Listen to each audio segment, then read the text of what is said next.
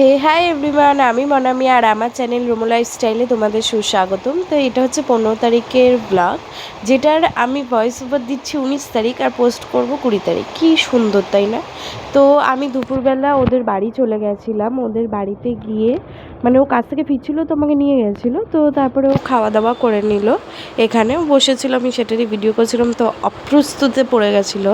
তো যাই হোক, তারপরে আমরা হাইওয়ের পাশে খুব সুন্দর একটা রোড সাইড ধাবা কিংবা ক্যাফে যাই বলতে পারো, ওখানে এসেছিলাম একদম মানে খোলা আকাশের নিচে। আমার তো এরকম ক্যাফে অথবা এরকম দোকানে বসে চা খেতে খুব ভালো লাগে।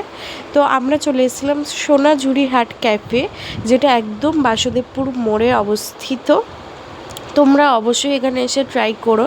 আমি ভেতরের রেস্টুরেন্টে খাওয়া দাওয়া করিনি, আমি শুধু বাইরের যে চায়ের দোকানটা আছে সেখান দিয়ে খাওয়া দাওয়া করেছি। বেশ ভালো লেগেছে, কিন্তু একটাই ডিসঅ্যাপয়েন্টেড লেগেছে যে সসের মানে কি বলবো, মানে বলতেও খারাপ লাগছে যে সসটা যে দিয়েছে ওরা একদমই মানে চেক করে দেয়নি যে সসটা ঠিক আছে কি ভুল আছে, মানে অথবা এটার মানে ডেট ওভার হয়ে গেছে কিনা। ওরা ডেট ওভার সসটাই দিয়ে দিয়েছিল।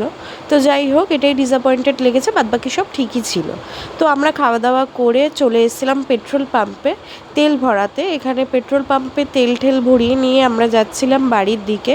আর এটা হচ্ছে আমাদের পুরীর বাগানের রাস্তা, যেখানে অনেক অনেক ছাত্রীরা আসে রিলস বানাতে, ফটোশ্যুট করতে। আমি ছাপড়ি এই কারণেই বললাম, ওরা যেই ধরনের ফটো ভিডিও করে আমার একদম পছন্দ হয় না, সেটা আমার ওপিনিয়ন, আমি বললাম। এবার যার গায়ে লাগবে লাগবে। তো আমরা এখানে চলে যাচ্ছিলাম বাড়িতে, আর হঠাৎ এখানে দেখছি যে পুরনো যে ঘাসগুলো ছিল অথবা কিছু হয়তো পোড়াচ্ছিল, আর এত পরিমাণ আগুন লেগে গেছিলো সাইডগুলো, তো পুরো ধোয়া ধোয়া ছিল। আর ওই যে মানে ঘাসগুলো ছিল ওগুলো ছুটে ছুটে আসছিলো আমাদের মুখের দিকে। যাই হোক, এই করতে করতে বাড়ি চলে এসেছি। বাড়ি এসে নোভার সাথে বাবা একটু খুনসুটি করে নিচ্ছিল, আর তারপর আমি খেয়ে নিয়েছিলাম সন্ধ্যেবেলা টিফিন হিসাবে পাউরুটি আর ডিম।